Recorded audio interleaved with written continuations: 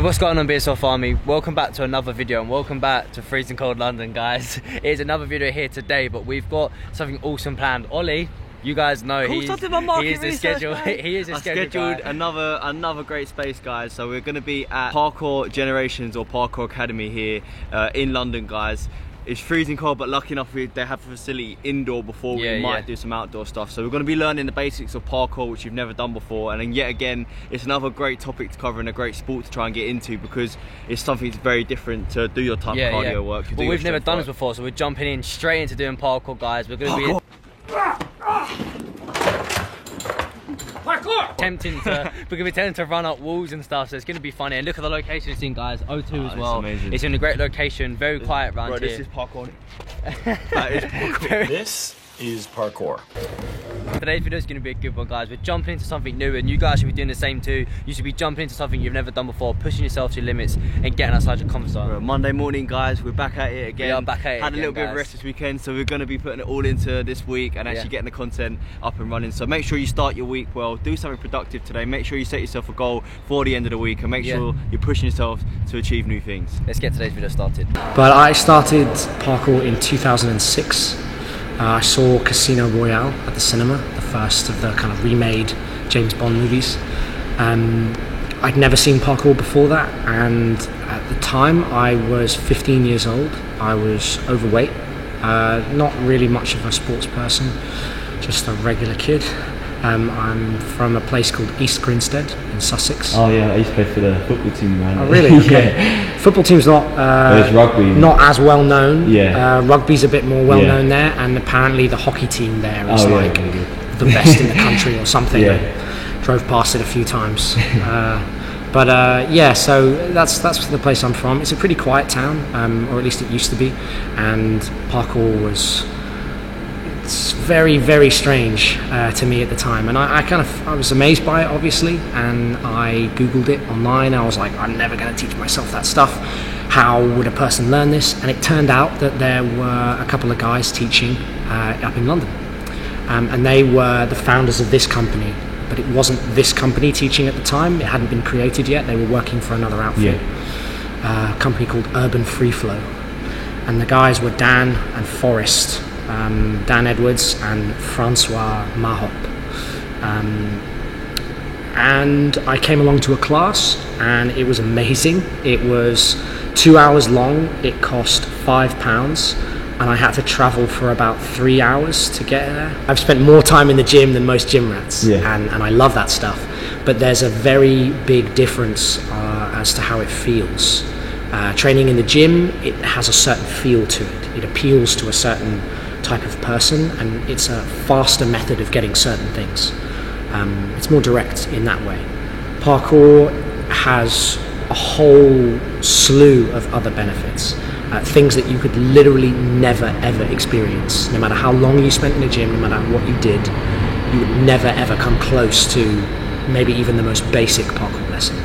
In terms of how it feels in your head, the presence of fear, the emotional intelligence that you have to develop with yourself to understand what goes through your mind, to understand like why you're feeling these things, how you can change your mind, how you can control your feelings, or not control really, but I suppose guide, funnel maybe, because you're not trying to like pretend like you're not scared. You're not trying to fake being totally fine. You're putting yourself in a situation where you're going to be experiencing those things, and rather than bottling them up or pretending they don't exist, you have to find a way to express them or let them out, and you do that through movement. Sometimes you have a lot of it, but you have a lot of it in another area, and you need to learn how to kind of transfer that same skill across the board. So the transferability of skills is something that parkour does really well. You take something that you're good at already, take something that you can already do really well, and teach you how to do that, instead of doing it with your family, like having ridiculous amounts of patience, for example, right? And you're like, Grandma, for the last time, I'm not hungry, right? And so you find this kind of special strength in certain areas. Why can you not use that all the time? And it's simply because people don't know a lot of the time how to translate that into new situations. And that's something that parkour does very well, because you have to learn how to take the same energy source and apply it in different ways. And in that sense, it no longer becomes just strength, it becomes flexibility. True resilience is not being so rigid and so hard that you can just resist anything that comes your way. It's your ability to push against things that need to be pushed against, and your ability to move out of the way of things that you just cannot resist. Dealing with things like fear, anxiety, some of those things you just have to sort of step out of the way and let it fly past you. Standing there and taking it head on, a great way to burn out. Use up all your energy, you just run out eventually, right? Humans are finite creatures. You've only got so much patience, you've only got so much resilience. So we're just about to start our first session of doing parkour. We're with Flavio now, their coach is going to be taking us through the session. Can you explain a little bit about what we're going to be doing today? Yeah, so basically the session of today, since you are like beginners new to the practice, will be focused on like a big variety of movements to give you an idea, a general idea of the kind of movements that parkour involves. But obviously know, as I was saying to you, that in parkour we tend even like try to specialize a little bit on single movements during a single training, because then we want to like push our limits higher than what they are, and that's one of the basic concepts of parkour. But today we're gonna work mainly on movement variety, just to have an idea, a big concept of what parkour is. 10 seconds is even better, but it's up to you. If you find this comfortable, just 3, 4, 5, 6, 7, 8, 9, 10. Instead of using right this way, you're going to use left, and crossing this way. Okay? Same movement, same thing, okay? But opposite side. Yes? Just keep your body going down. Yeah, nice. Okay. And your goal is always is left. 1 or 2 steps. Yeah, if you can, yes.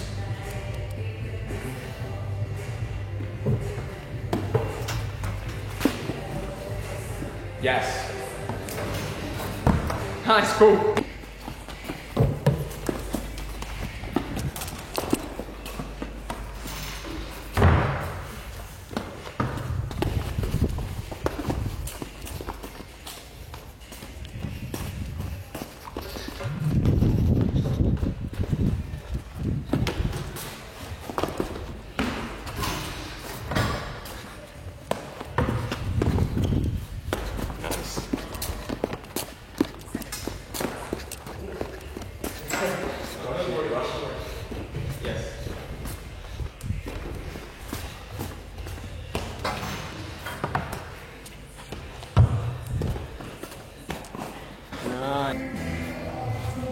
Nice. Cool. Nice. Okay. Doesn't matter the last part of the movement, because we are still working on the first part, and then the speed will come automatically. So down, push. Okay. Keep your body tucked. Super good. Really good.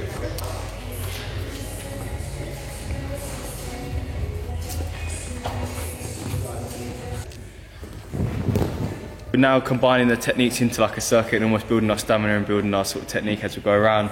Just find it actually harder than it looks. A lot of the movements seem really simple on camera, but it's actually getting the technique right to make sure it's safe, and also making sure that we're flowing right and using as least energy as possible, making it as most efficient as we can in order to maintain that strength and power. I've just finished my 3 laps and I'm actually really tired. It's difficult trying to get my breath, but Flavio was just explaining that once we go around, it's having that control from being the fast-paced movements of vaulting and the jumps and the rolls, and now controlling it onto what I got wrong because my balance wasn't that good on here. It's now switching. What do you want to explain it? Because you explained it a bit better than I did. Yeah, I don't know because of my worse English, but I mean, the goal here is not just working on the efficiency through the route, so making the techniques whilst you are really tired, more efficient with the movements. So like smoothing out the every imperfection of the single techniques. But one of the main goals of these routes is working basically on alternating and switching our mind state between a really quick thinking system that requires us readiness and a lot of speed to a really controlled mind state that allows us to be comfortable and balanced with the on the rail. Okay, so balancing on the rail. So this makes the work much harder. So the rail balancing taken in just on its own will be much easier, but in this system with the breath going really rushing, running, and basically with that really technical skill to keep one foot over in front of the other will be much harder. So yeah, this is the idea.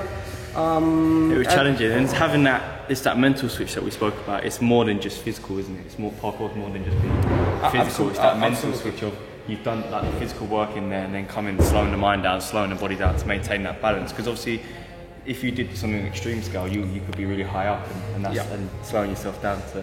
Basically, the idea is trying to use the body as a tool to work not only on the body itself, but trying to work on our ability to control our behavior, our emotional state. So basically the body actually is not just a tool, but partially it's a tool in order to work on something else. Yeah.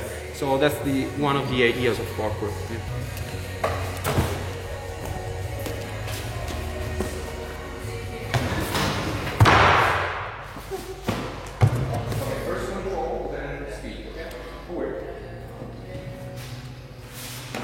You have the box option if you feel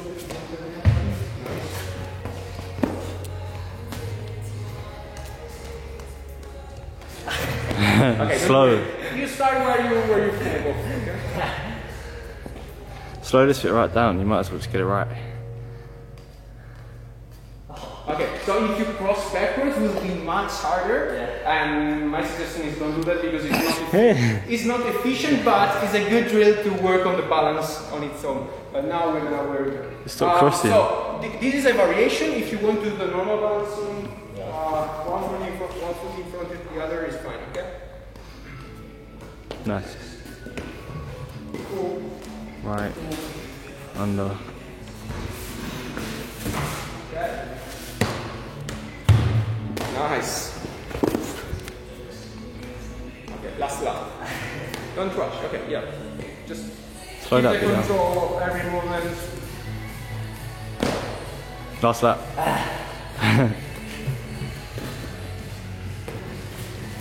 When you get tired, it's the best way to learn. Okay, so it's the best moment in which you can learn. So just keep moving. Maybe slow down the pace.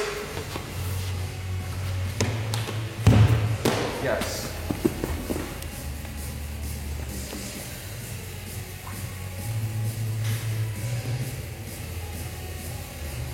When you get tired is the time when your body is and your brain is recruiting all the resources that you have and that maybe you don't know you have. Nice, good job. Whoa. Guys, we are back in the weather. We've just finished up the shooting a session at Parkour Generation. We're gonna head home now and talk to you guys and explain some of the things we took away from just doing parkour and explain to you guys the benefits of doing it. But we're about to head home now. This is just proof we're back in London, guys. It's absolutely pouring down, cold. We hate being here. We want to be back in Bali, guys. But it was another good session and another good sport that we haven't done before today. So, and again, guys, it's that feeling, as I've just said, it's that feeling we've just taken away from doing that session. We've come never doing parkour before. We've challenged ourselves. We've got through the door and we've got it done. It feels amazing, and that's what we want to show you guys. The fact that you can and do. You guys can do it too. Guys, you know what we're going to be doing? We're going to be getting creative for what we've done today with the sort of beginner workout for parkour. We're going to actually form this into a session where you guys can do this in the gym or at home, because a lot of the stuff we've done and a lot of the work we've done to start developing techniques and skills were very quite basic, wasn't it, and simple. So I think we can actually get this to become like a gym workout. I think you can use very minimal equipment or even take it outdoor, and that's exactly what parkour is. It's outdoor, and if you are looking for creative ways or new ways to do some of your strength training and cardio training,